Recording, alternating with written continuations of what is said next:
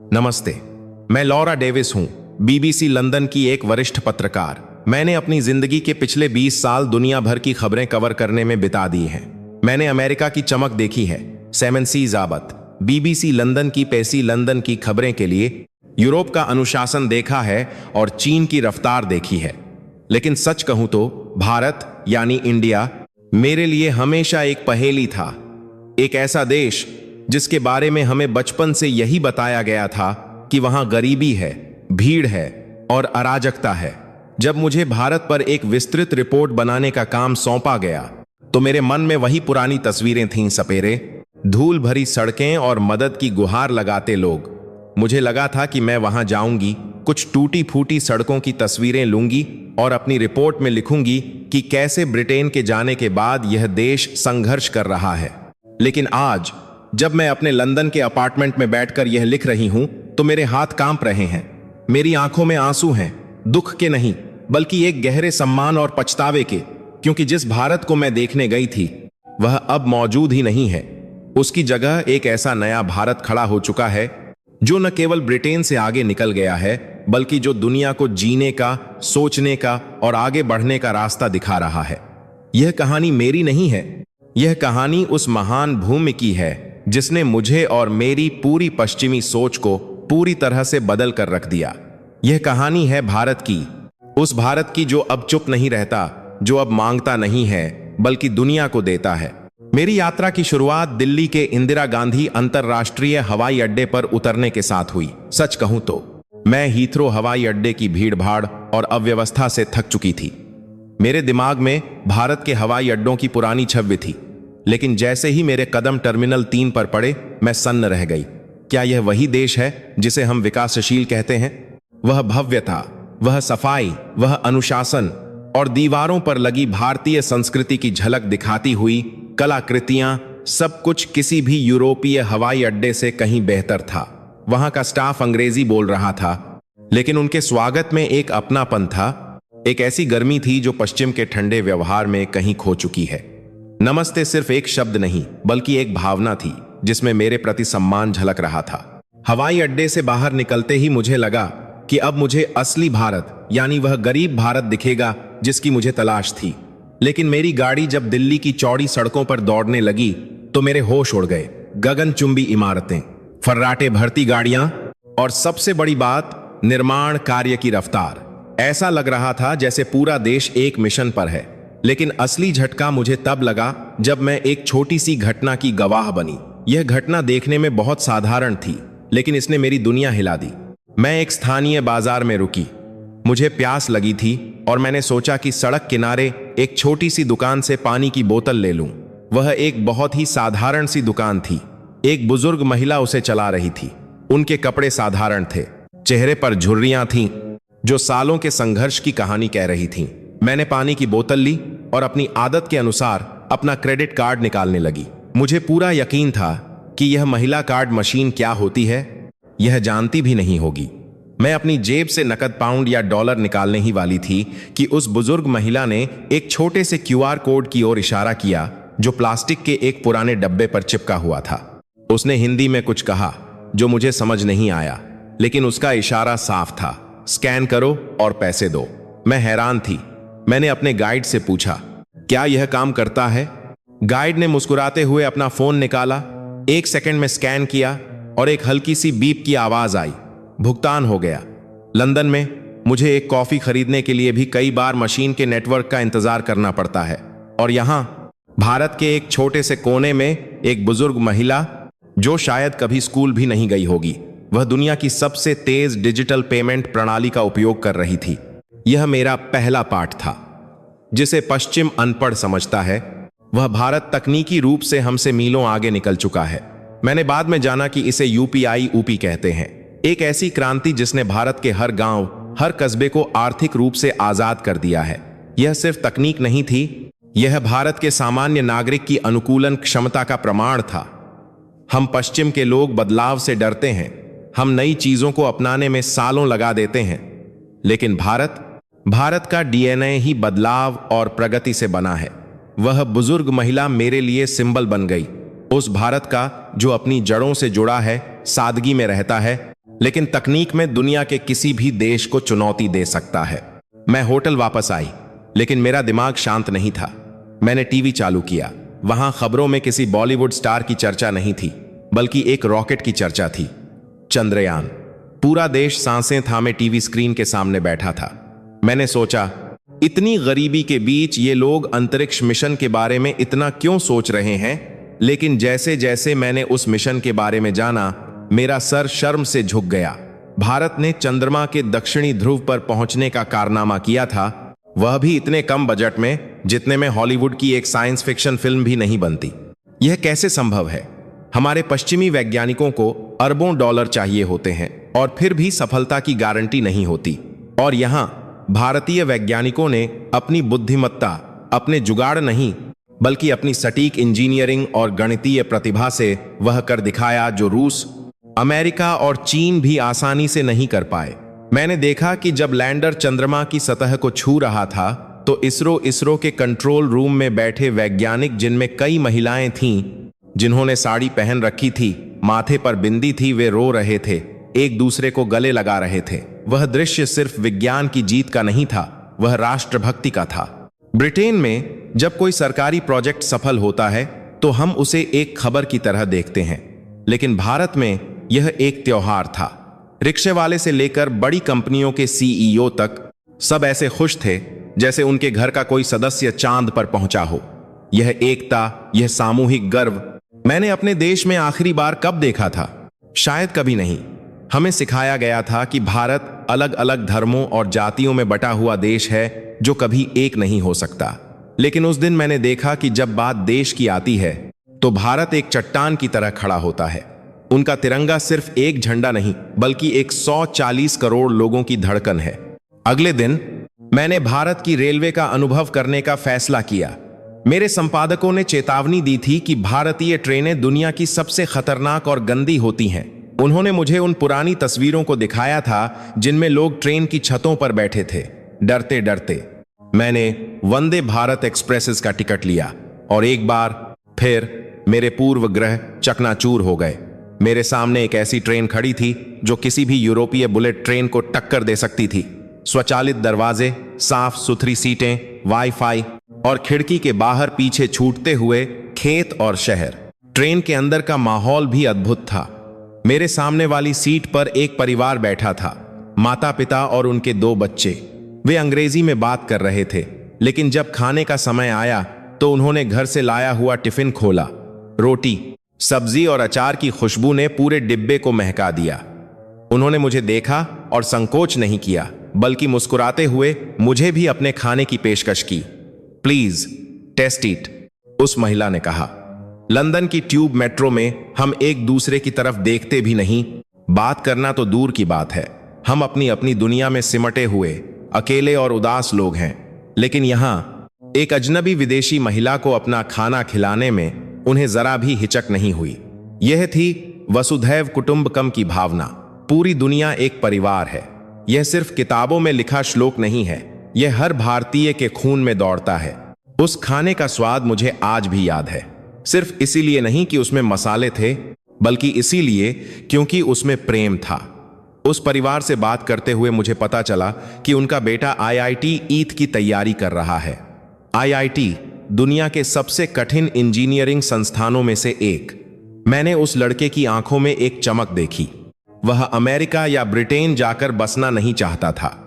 उसने मुझसे कहा, मैम, पहले लोग ब्रेन ड्रेन की बात करते थे, लेकिन अब हम ब्रेन गेन के दौर में हैं।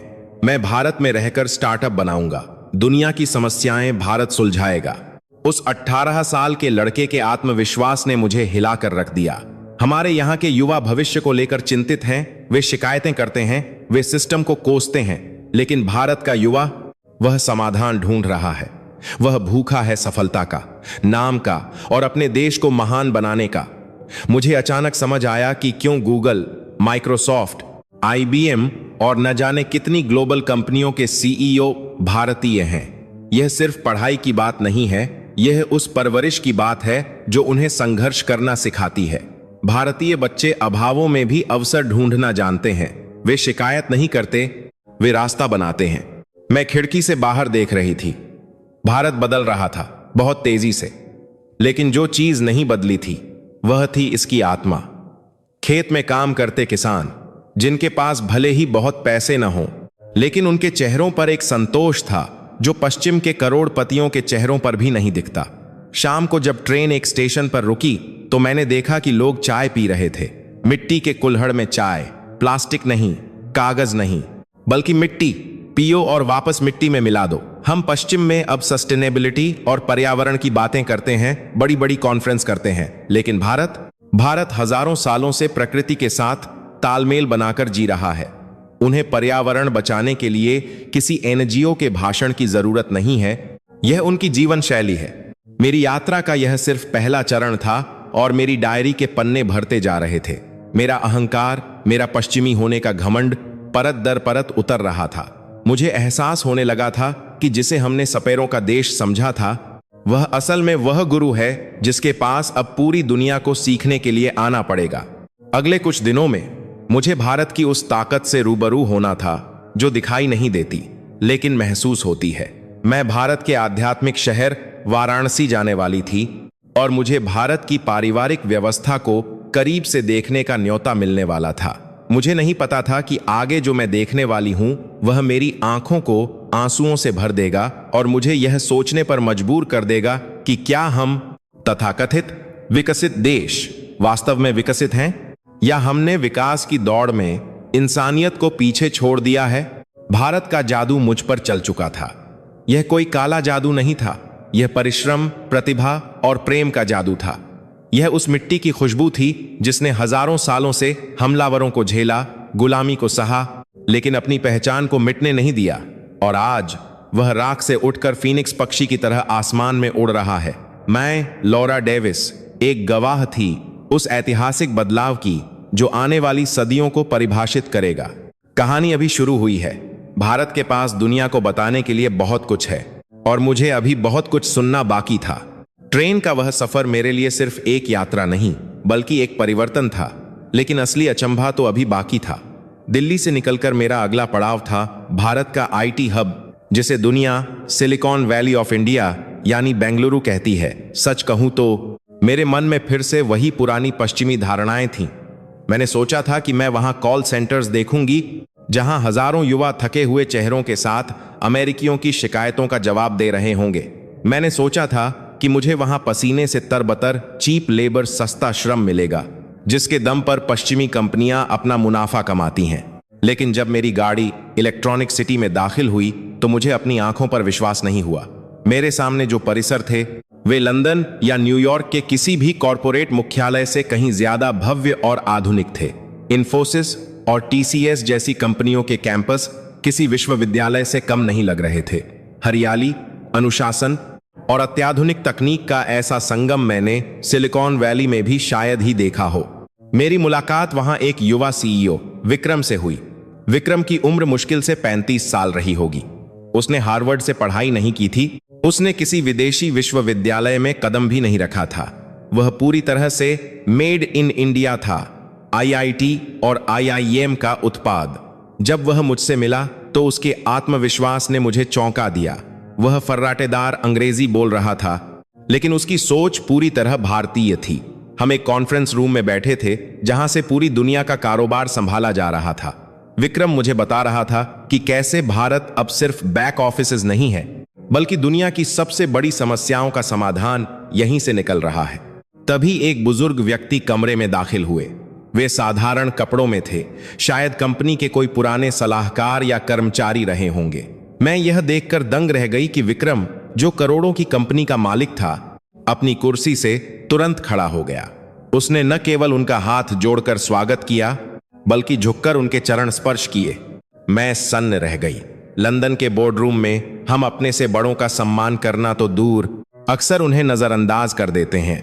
वहां पद और पैसा ही सब कुछ है, लेकिन यहां सत्ता के शिखर पर बैठा एक व्यक्ति पूरी विनम्रता के साथ झुक रहा था। जब वे बुजुर्ग चले गए तो मैंने विक्रम से पूछा, वह कौन थे? क्या वे बोर्ड के चेयरमैन थे? विक्रम मुस्कुराया और बोला, नहीं लौरा, वे मेरे स्कूल के शिक्षक थे। आज वे किसी काम से शहर आए थे तो मुझसे मिलने चले आए। मैं आज जो कुछ भी हूं उन्हीं की वजह से हूं। उस पल मुझे भारत की असली ताकत का एहसास हुआ। यह तकनीक नहीं थी, यह संस्कार थे। पश्चिम में हम सफलता को बैंक बैलेंस से मापते हैं। भारत में सफलता इस बात से मापी जाती है कि आप अपनी जड़ों से कितने जुड़े हैं। विक्रम ने मुझे बताया, मैम, हम भारतीय चांद पर जा सकते हैं, आर्टिफिशियल इंटेलिजेंस बना सकते हैं, लेकिन जब हम घर लौटते हैं तो हम वही बेटे होते हैं जो अपने माता पिता के पैर दबाते हैं। यही हमारा संतुलन है। उस शाम विक्रम ने मुझे अपने घर खाने पर आमंत्रित किया। मैं थोड़ा हिचक रही थी। पश्चिम में किसी सहकर्मी को घर बुलाना बहुत बड़ी बात मानी जाती है। हम अक्सर रेस्तरां में मिलते हैं, घर हमारा निजी स्थान होता है। लेकिन विक्रम ने कहा, लौरा, भारत में अतिथि भगवान होता है। मेरी माँ बहुत खुश होंगी अगर आप हमारे साथ भोजन करेंगी। जब मैं उनके घर पहुंची तो मुझे लगा जैसे मैं किसी दूसरे समय में आ गई हूं। वह एक संयुक्त परिवार था। आज के दौर में जब पश्चिम में एकल परिवार टूट रहे हैं और लोग अकेलेपन के शिकार हैं, यहां एक ही छत के नीचे 3 पीढ़ियां साथ रह रही थीं, दादा दादी, माता पिता और बच्चे। घर में घुसते ही अगरबत्ती और ताजे खाने की खुशबू ने मेरा स्वागत किया। घर के एक कोने में एक छोटा सा मंदिर था जहां शाम का दिया जल रहा था। वह रोशनी सिर्फ एक दिए की नहीं थी। कोने में किए की भरात वह रोशनी का दिया जल रहा था। वह उस घर की सकारात्मक ऊर्जा का स्रोत थी। विक्रम की मां एक सादे सूती साड़ी में थीं। उनके चेहरे पर वह चमक थी जो किसी महंगे ब्यूटी पार्लर से नहीं, बल्कि संतोष और ममता से आती है। उन्होंने मेरा स्वागत तिलक लगाकर किया। मुझे अजीब नहीं लगा, बल्कि मुझे लगा जैसे मैं अपनेपन के सागर में डूब गई हूं। खाने की मेज पर कोई फैंसी कटलरी नहीं थी। उन्होंने मुझे सोने की थाली में खाना परोसा, दाल, चावल, कई तरह की सब्जियां और घर का बना अचार। जब मैंने खाने की तारीफ की तो विक्रम के पिता ने कहा, बेटी, यह सिर्फ खाना नहीं है, यह प्रसाद है। हमारे यहां अन्न को ब्रह्म माना जाता है। जिस भाव से खाना बनाया जाता है वही भाव खाने वाले के मन में जाता है। यह बात कितनी गहरी थी। हम पश्चिम में कैलोरी गिनते हैं, हम प्रोटीन और कार्ब्स की बात करते हैं, हम खाना पेट भरने के लिए खाते हैं, लेकिन भारत में खाना आत्मा को तृप्त करने के लिए खाया जाता है। मैंने देखा कि विक्रम की पत्नी, जो खुद एक बड़ी डॉक्टर थी, पहले सबको खाना परोस रही थी और बाद में खुद खाने बैठी। यह किसी दबाव में नहीं, बल्कि प्रेम और त्याग की भावना से था। खाने के बाद हम सब आंगन में बैठे। विक्रम के बच्चे अपने दादाजी से कहानियां सुन रहे थे। न कोई आईपैड, न कोई मोबाइल फोन, सिर्फ पीढ़ियों के बीच का संवाद। मैंने विक्रम के पिता से पूछा, अंकल, क्या आपको नहीं लगता कि यह सब बहुत पुराना है? दुनिया बदल रही है। उन्होंने जो जवाब दिया उसने मुझे अंदर तक झकझोर दिया। उन्होंने कहा, लौरा, पेड़ कितना भी ऊंचा क्यों ना हो जाए, अगर उसकी जड़ें मजबूत नहीं होंगी तो पहली आंधी में वह गिर जाएगा। पश्चिम के पास तकनीक है, पैसा है, लेकिन क्या वहां शांति है? हमारे पास परिवार है। जब हम गिरते हैं तो हमें संभालने के लिए हमारे लोग होते हैं। हमारे बुढ़ापे में हमें वृद्धाश्रम नहीं जाना पड़ता।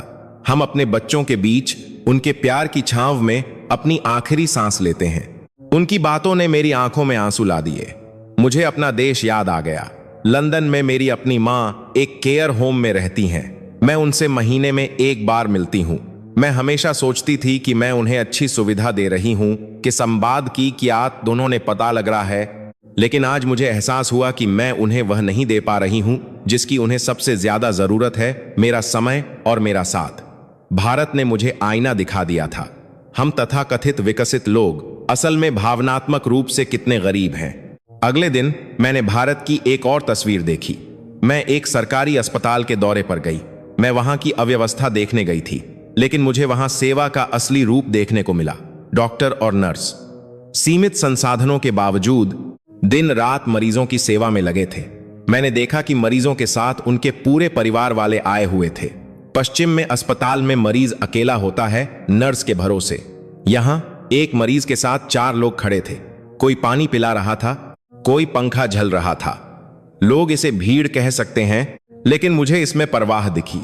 यह समाज एक दूसरे को छोड़ता नहीं है। मैंने महसूस किया कि भारत की असली शक्ति इसकी जीडीपी के आंकड़ों में नहीं है। इसकी असली शक्ति इसके सामाजिक ताने बाने में है। यहां का रिक्शे वाला भी जब आपसे बात करता है तो मैडम या दीदी कहकर रिश्ता जोड़ लेता है। यहां कोई अजनबी नहीं है। जैसे जैसे दिन बीत रहे थे मेरा नजरिया बदल रहा था। जिसे हम अंधविश्वास कहते थे वह असल में विज्ञान से भी गहरी आस्था थी। जिसे हम भीड़ कहते थे, अंधविश्वास की सलक तक भीड़ कहते थे, वह असल में सामुदायिक जीवन था। और जिसे हम गरीबी कहते थे, वहां मैंने दिलों की ऐसी अमीरी देखी जो बकिंघम पैलेस में भी नहीं मिल सकती। लेकिन भारत की यह यात्रा अभी अधूरी थी।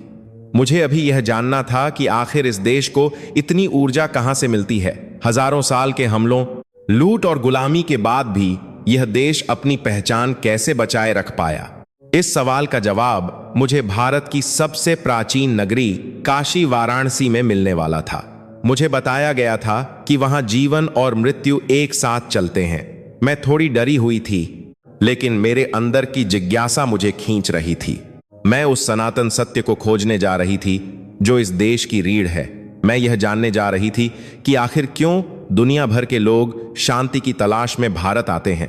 क्या भारत के पास कोई ऐसा रहस्य है जिसे पश्चिम अभी तक समझ नहीं पाया है? बेंगलुरु की चकाचौंध और दिल्ली की रफ्तार देखने के बाद मेरी अगली मंजिल वह जगह थी जिसे मार्क ट्वेन ने इतिहास से भी पुराना कहा था। वाराणसी, काशी, बनारस। पश्चिम में हम इस शहर को एक रहस्यमयी और डरावनी जगह मानते हैं।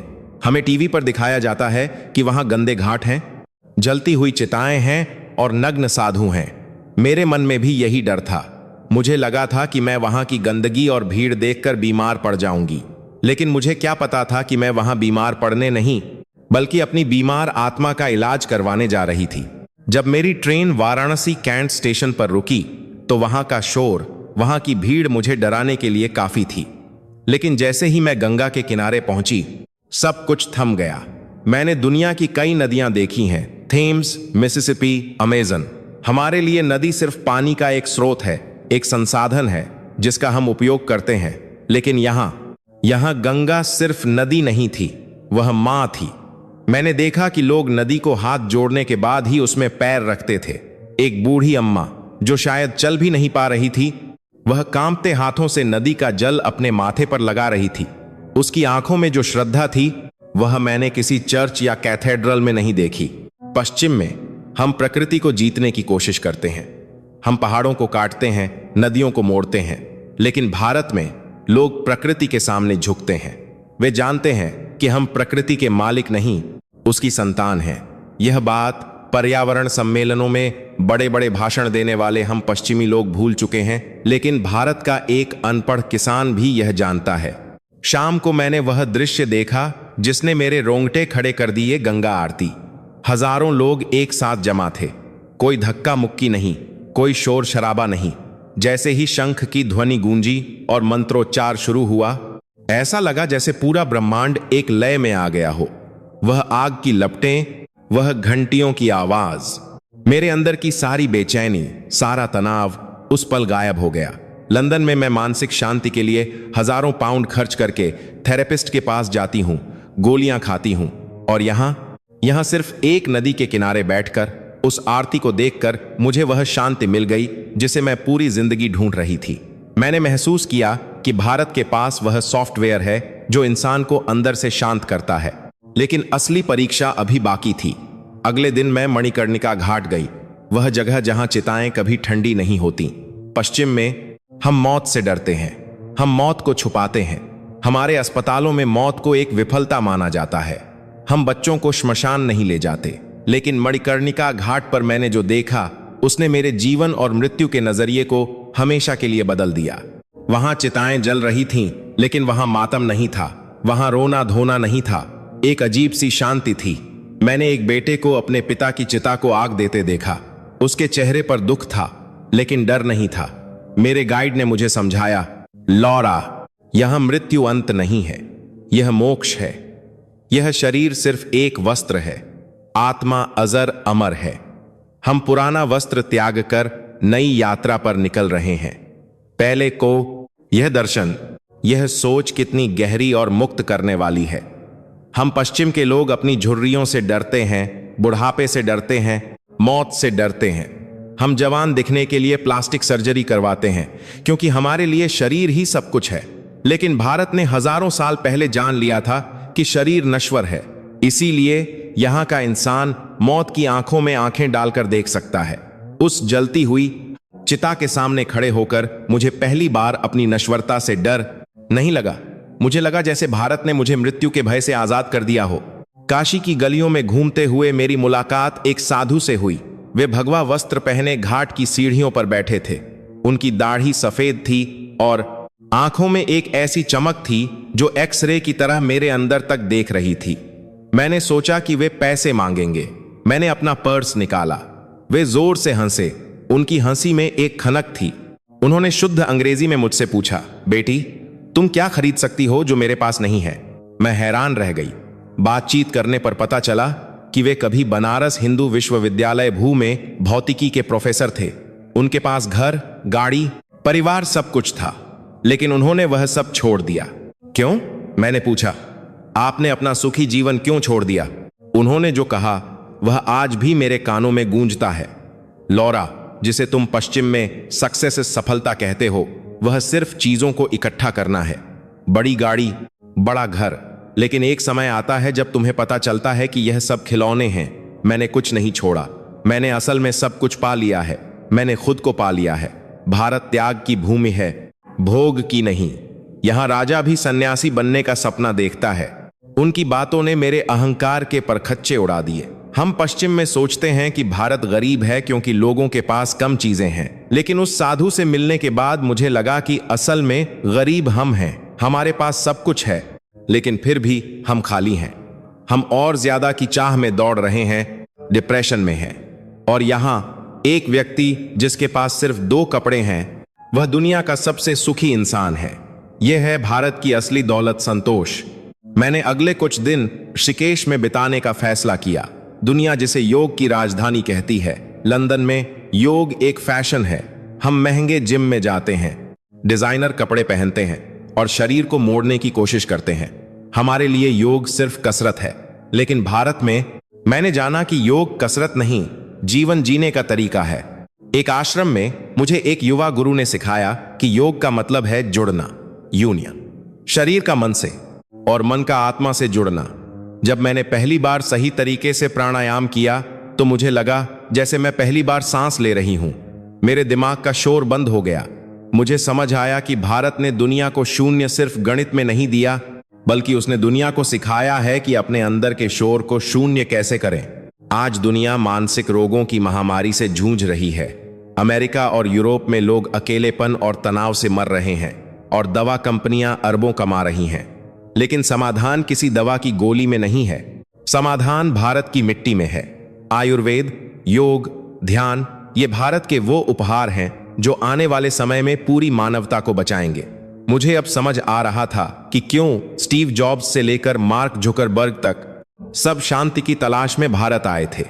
क्योंकि जब पश्चिम की तकनीक थक जाती है तो भारत का आध्यात्म शुरू होता है। इस यात्रा के दौरान मैंने एक और अद्भुत चीज देखी, सेवा भाव।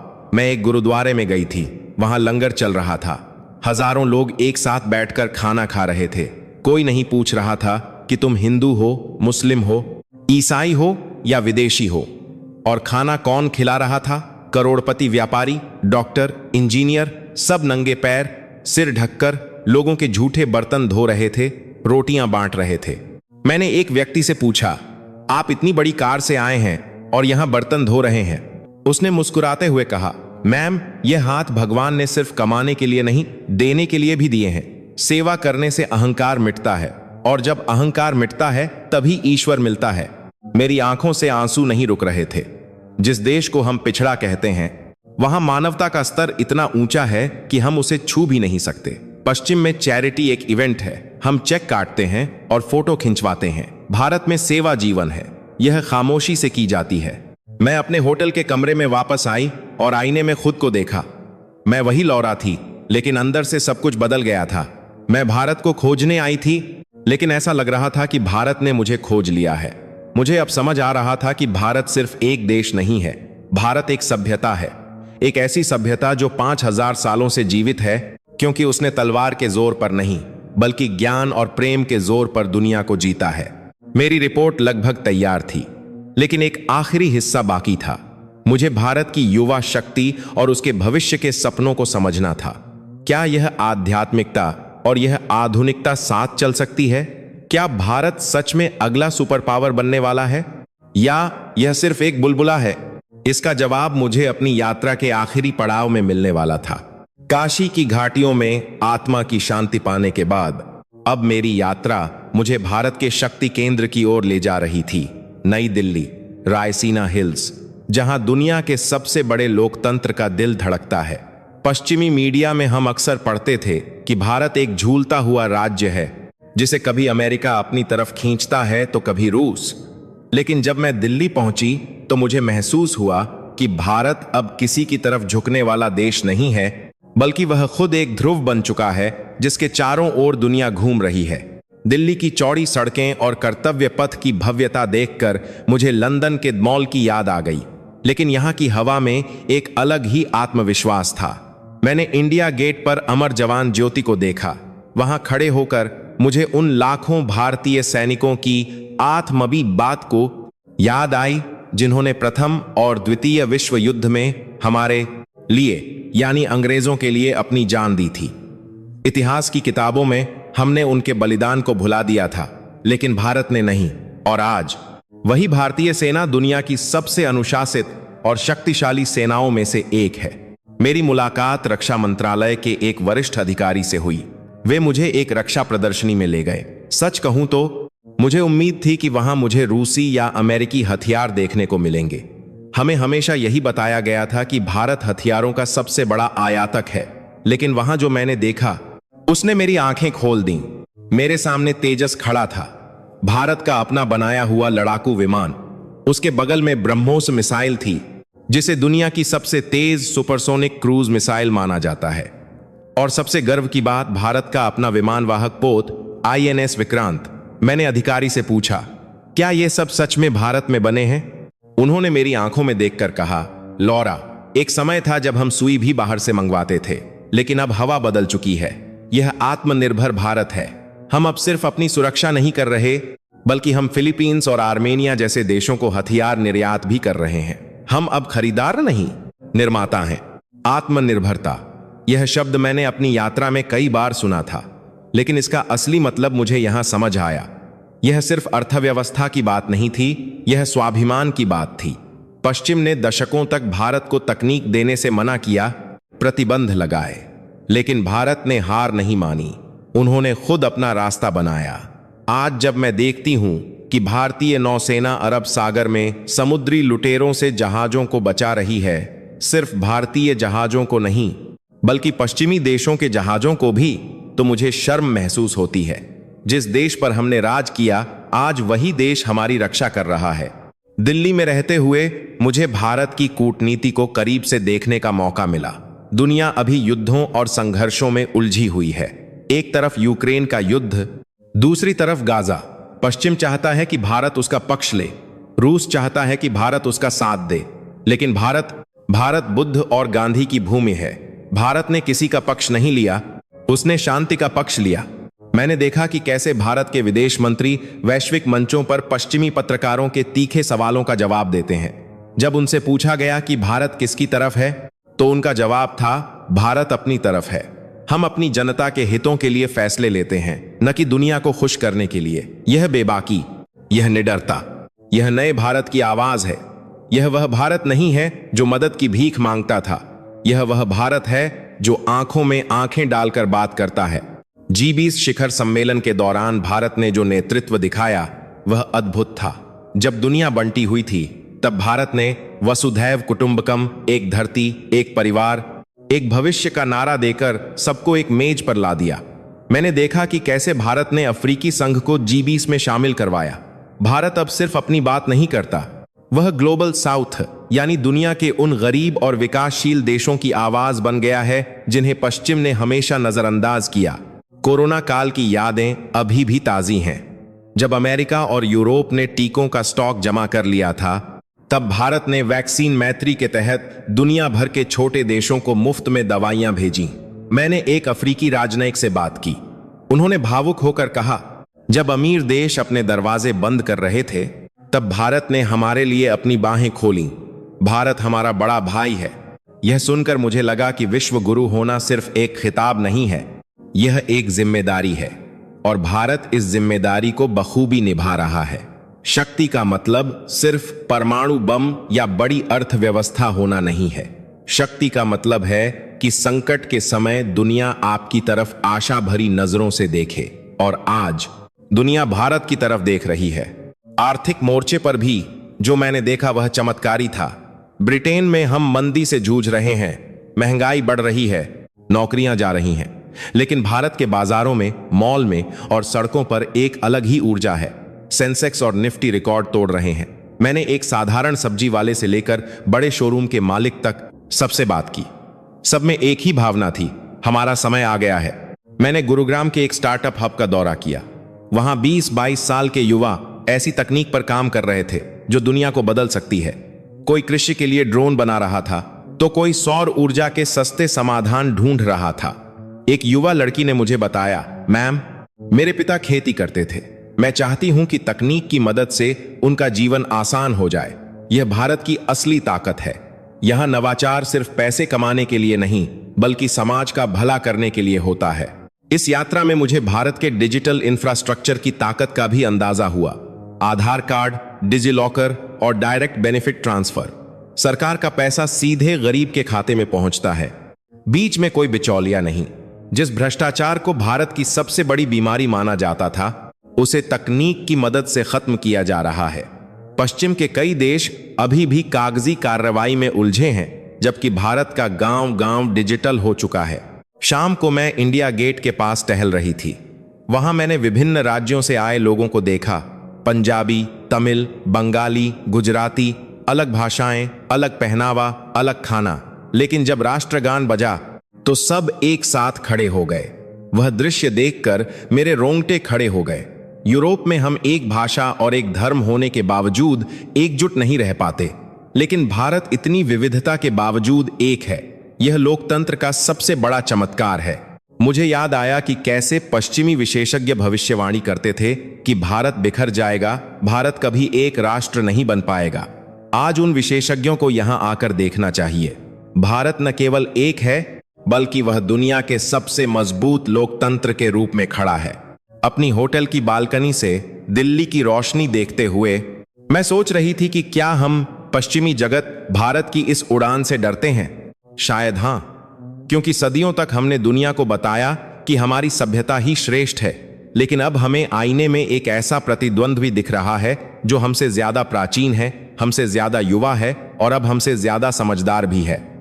लेकिन डर के साथ साथ मेरे मन में एक उम्मीद भी थी, क्योंकि भारत का उदय किसी को कुचलने के लिए नहीं हो रहा। चीन का उदय दुनिया को डराता है, लेकिन भारत का उदय दुनिया को आश्वस्त करता है, क्योंकि भारत के डीएनए में साम्राज्यवाद नहीं है। भारत ने अपने 5000 साल के इतिहास में कभी किसी देश पर पहले हमला नहीं किया। यह एक ऐसा सुपर पावर होगा जो दुनिया को युद्ध नहीं, बल्कि बुद्ध देगा। मेरी यात्रा अब अपने अंतिम चरण में थी। मुझे वापस लंदन लौटना था, लेकिन मैं जानती थी कि मैं वह लॉरा डेविस वापस नहीं जा रही हूं जो यहां आई थी। मैं अपने साथ सिर्फ यादें नहीं, बल्कि एक नई दृष्टि लेकर जा रही थी। मुझे अपनी अंतिम रिपोर्ट लिखनी थी, एक ऐसी रिपोर्ट जो शायद बीबीसी के इतिहास में सबसे विवादास्पद लेकिन सबसे सच्ची रिपोर्ट होने वाली थी। मुझे दुनिया को बताना था कि सूरज अब पश्चिम में नहीं, पूरब में उग रहा है। लंदन वापस लौटते समय हवाई जहाज की खिड़की से मैं नीचे देख रही थी। भारत की जमीन धीरे धीरे बादलों में ओझल हो रही थी, लेकिन मेरे दिल पर जो छाप इस देश ने छोड़ी थी वह अब कभी मिटने वाली नहीं थी। हीथ्रो हवाई अड्डे पर उतरते ही मुझे वही पुरानी ठंडक महसूस हुई। आसमान स्लेटी रंग का था। लोग अपनी काली कोटों में लिपटे हुए, सिर झुकाए तेज कदमों से चल रहे थे। कोई किसी की तरफ देख नहीं रहा था, कोई मुस्कुरा नहीं रहा था। अचानक मुझे अपने ही शहर में, अपने ही लोगों के बीच एक अजीब सा अकेलापन महसूस हुआ। मुझे भारत के उस शोर, उन रंगों और उस बिना शर्त मिलने वाले प्यार की याद आने लगी। मैं अपने फ्लैट में पहुंची और अपनी डेस्क पर बैठी। मेरे सामने मेरा लैपटॉप खुला था। मुझे अपनी रिपोर्ट का आखिरी हिस्सा लिखना था। शीर्षक क्या होना चाहिए? उभरता हुआ भारत? नहीं, यह बहुत छोटा शब्द है। भारत का पुनर्जन्म, शायद। मैंने अपनी आंखें बंद की और उन सभी चेहरों को याद किया जिनसे मैं मिली थी। वह सब्जी वाली अम्मा, वह इसरो का वैज्ञानिक, वह साधु, वह युवा सीईओ। और फिर मेरी उंगलियां कीबोर्ड पर चलने लगीं। मैंने वह लिखा जो शायद पश्चिमी मीडिया के इतिहास में एक पाप माना जाएगा, लेकिन जो परम सत्य था। मैंने लिखा, हम पश्चिम के लोग हमेशा से यह मानते आए हैं कि हम दुनिया के शिक्षक हैं। हमने दुनिया को लोकतंत्र सिखाया, विज्ञान सिखाया, जीने का तरीका सिखाया। लेकिन मेरी भारत यात्रा ने मुझे यह मानने पर मजबूर कर दिया है कि हम गलत थे। हम शिक्षक नहीं हैं, हम तो अभी छात्र हैं।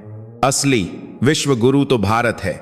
मैंने अपनी रिपोर्ट में विस्तार से समझाया कि कैसे भारत ने विकास की एक नई परिभाषा गढ़ी है। पश्चिम का विकास उपभोग पर आधारित है। हमारा पूरा सिस्टम इस बात पर टिका है कि लोग ज्यादा से ज्यादा चीजें खरीदें। लेकिन भारत का विकास कल्याण पर आधारित है। वहां प्रगति का मतलब सिर्फ सड़कें और पुल बनाना नहीं है, बल्कि वहां प्रगति का मतलब है समाज के अंतिम व्यक्ति तक खुशी पहुंचाना। इसे वे अंत्योदय कहते हैं। मैंने लिखा, जिस लोकतंत्र का हम दम भरते हैं वह भारत में अपनी पूरी जीवंतता के साथ सांस ले रहा है। हम सोचते थे कि इतनी विविधता, इतनी भाषाएं और इतने धर्म एक साथ नहीं रह सकते। हमें लगता था कि भारत को एक रखने के लिए तानाशाही की जरूरत होगी। लेकिन भारत ने साबित कर दिया कि धर्म जो मजहब नहीं बल्कि कर्तव्य और नैतिकता है, वह गोंद है जो इस देश को जोड़े रखता है। एक हिंदू, एक मुस्लिम, एक सिख और एक ईसाई जब क्रिकेट मैच में भारत की जीत पर एक साथ जश्न मनाते हैं तो वह राष्ट्रवाद किसी नफरत से नहीं बल्कि प्रेम से पैदा होता है। मैंने अपनी रिपोर्ट में एक कड़वा सच भी स्वीकार किया। मैंने लिखा, हम पश्चिमी लोग अकेलेपन की महामारी से जूझ रहे हैं। हमारे बुजुर्ग वृद्धाश्रमों में मरने का इंतजार कर रहे हैं। हमारे बच्चे वीडियो गेम्स की दुनिया में खोए हुए हैं। हमारे परिवार टूट चुके हैं। हमें भारत से सीखना होगा कि अपनों के साथ कैसे रहा जाता है। हमें सीखना होगा कि त्याग में जो सुख है वह भोग में नहीं। हमें सीखना होगा कि असली संपत्ति बैंक में रखा पैसा नहीं बल्कि रिश्तों की जमा पूंजी है। जब मेरे संपादक ने यह ड्राफ्ट पढ़ा तो वे सन्न रह गए।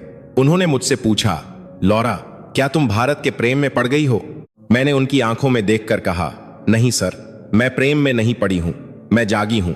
भारत ने मुझे जगा दिया है। हम एक भ्रम में जी रहे थे कि हम श्रेष्ठ हैं, लेकिन एक सभ्यता जो 5000 साल से लगातार जीवित है, जिसने शून्य की खोज की, जिसने दुनिया को सर्जरी सिखाई, जिसने दुनिया को योग और आयुर्वेद दिया, उस सभ्यता को हम तीसरी दुनिया का देश कैसे कह सकते हैं? वे तीसरी दुनिया नहीं है, वे आने वाली दुनिया है। मेरी रिपोर्ट प्रकाशित हुई और जैसा कि मुझे उम्मीद थी, इसने तहलका मचा दिया। कई लोगों ने मेरी आलोचना की, लेकिन हजारों लोगों ने, जिनमें प्रवासी भारतीय और खुले विचारों वाले पश्चिमी लोग शामिल थे, उन्होंने मुझे संदेश भेजे। उन्होंने लिखा कि उन्हें भी यही महसूस होता है। दुनिया अब थक चुकी है, युद्धों से, नफरत से, लालच से। दुनिया को एक मरहम की जरूरत है और वह मरहम सिर्फ भारत के पास है। आज जब मैं अपने घर की खिड़की से लंदन की बारिश को देखती हूं तो मेरे कानों में गंगा की लहरों की आवाज गूंजती है। मैं अपने आप से एक वादा करती हूं, मैं वापस जाऊंगी। मैं वापस जाऊंगी, पत्रकार बनकर नहीं बल्कि एक साधक बनकर। मुझे अभी बहुत कुछ सीखना है। मुझे सीखना है कि कैसे कम में भी खुश रहा जा सकता है। मुझे सीखना है कि कैसे दूसरों के दर्द को अपना समझा जाता है। मुझे सीखना है कि कैसे मृत्यु को भी उत्सव बनाया जा सकता है। भारत सिर्फ एक देश नहीं है, भारत एक अनुभव है, एक एहसास है। भारत मानवता का भविष्य है। इतिहास गवाह है कि जब जब दुनिया अंधेरे में डूबी है, पूरब से ही सूरज उगा है और इस बार भी रोशनी वहीं से आ रही है। वह देश जिसे हमने कभी सपेरों का देश कहा था, आज वह दुनिया को अपनी धुन पर नचा रहा है। लेकिन यह धुन शक्ति या अहंकार की नहीं बल्कि शांति और प्रेम की है। मेरी कहानी यहीं खत्म होती है, लेकिन भारत की कहानी अभी शुरू हुई है। 21वीं सदी किसी देश की नहीं होगी, यह सदी चेतना की होगी और उस चेतना का केंद्र भारत होगा। नमस्ते, जय हिंद।